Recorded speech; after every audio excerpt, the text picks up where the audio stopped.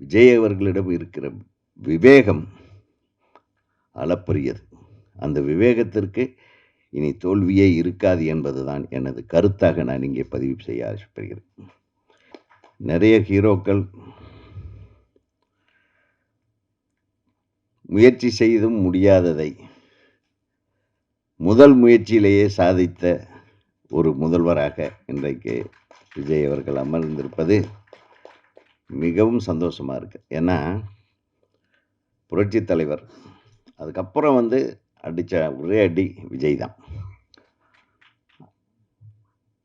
நிறைய பேர் இது டைஜஸ்ட் பண்ணிக்கிறதுக்கு கொஞ்சம் கஷ்டப்படுவாங்க. ஆனால் நம்ம முதல்லையே அவர் கட்சி ஆரம்பிக்கும் போதே இதே இடத்துல இதே மேடையில் நான் சொல்லியிருக்கேன், ஏன் வரக்கூடாது, வரட்டும், ஒரு மாற்று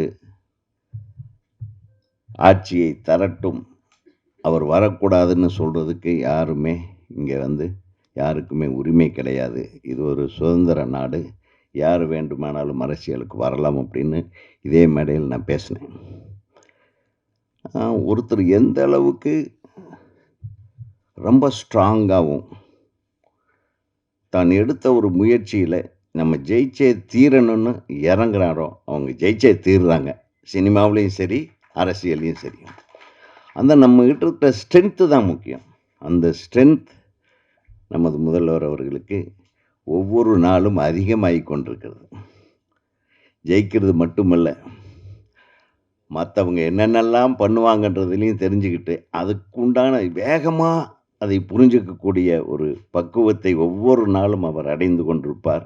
நிச்சயமாக இன்னும் ஒரு 2 தலைமுறைக்கு அவர் இந்த ஆட்சியிலே இருப்பார் என்று நான் உறுதியாக கூறுகிறேன். உண்மையை சொல்கிறேன். ஏன்னா அந்த வயது இருக்கிறது, அந்த வேகம் இருக்கிறது, அற்புதமான விவேகம் இருக்கிறது.